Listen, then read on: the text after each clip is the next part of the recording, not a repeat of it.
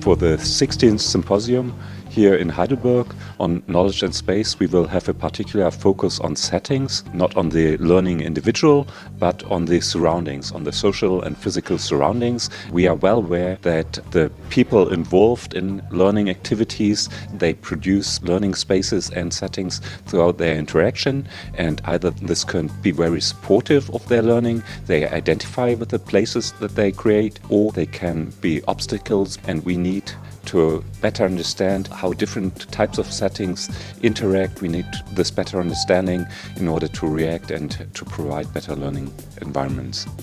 In my city, Cambridge, the wealthy are able to place their children into extremely expensive private schools, and those who are actually the losers in this competition are placed into schools where very often there are nothing like the kinds of resources and so on.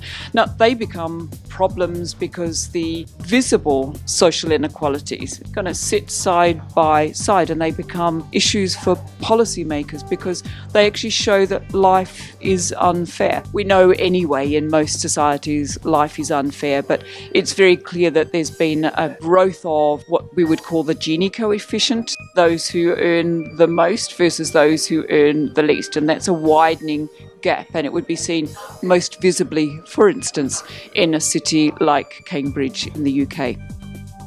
In the United States, there was an idea, the one best system of a common school for all. That was a notion that emerged during the progressive era in the early 20th century, and it was a way to assimilate immigrants from many different countries who were pouring into the United States at that time. And I think it served its purpose, for a long time, but charter school advocates are saying that that one best system doesn't work for kids. So we need to create many different types of schools for the kids, many different backgrounds. The counter argument is that kids all just need the same thing. They need good teachers. They need stimulating lessons and environments for them to be. But there's many different approaches to that overall objective, and charter schools are trying lots of different things, and some of them are working quite well, and some of them are not working very well. And that's where I come in. I'm trying to understand, to provide, kind of basic evidence about what's working and what isn't.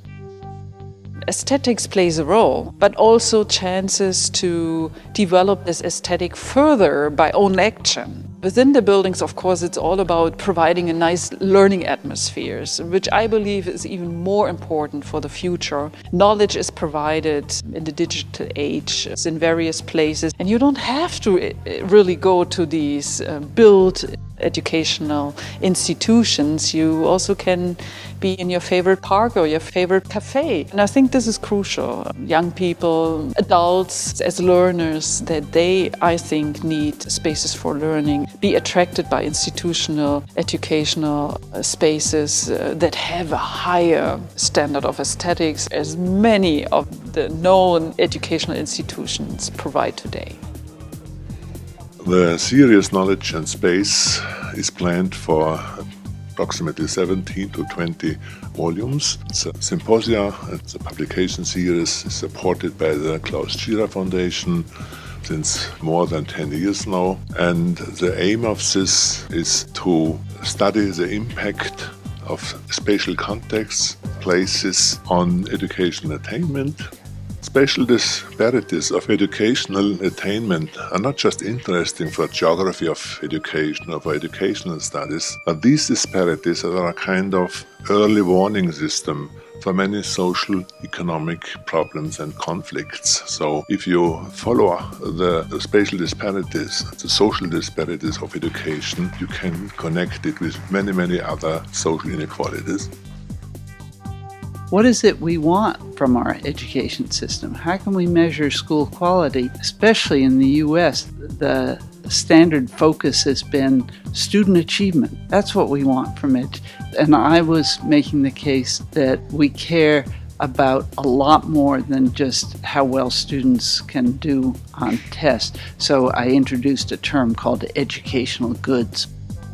Educational goods are the knowledge, skills, attitudes, and dispositions that enable someone to lead a flourishing life and to contribute to the flourishing of others. So I spelled out 6 different capacities, including cognitive skills or the skills needed for participation in the labor market. but it's also important to think about the knowledge and skills needed for democratic competence, the skills needed people to respect others with dignity and to treat them as equals and to develop strong interpersonal skills. And when you start thinking about education that way, it changes how you might design the spaces for education and how you might evaluate how successful the education or the schools are. It's about a project in East Durham in North Carolina. It's a 120 square block area, one of the poorest areas of the city, and it's an effort to bring a group of social services, educational services, health, and so forth together in a concentrated way in order to address the needs of the whole child. It's longitudinal in the sense that we begin with prenatal counseling and all the way up through graduation from high school, ready for college or career. And sometimes the impact is very difficult to define. For example, one of the things that we would hope for would be improvement of the community spirit, of the quality of community life. So how do you define that?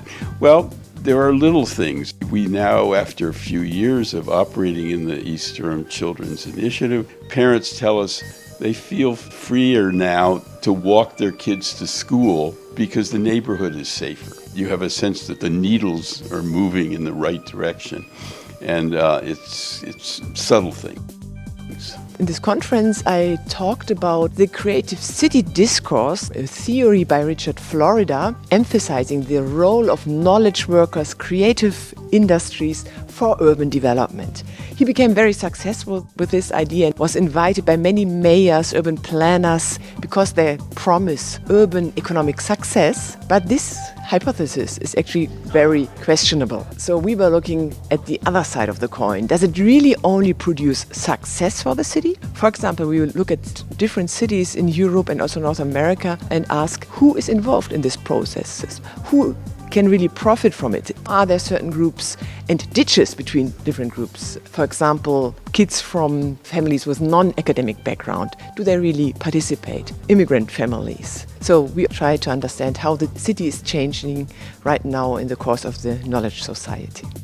There's just a lot of common knowledge and experience from different places around the world to share. So we find this very exciting.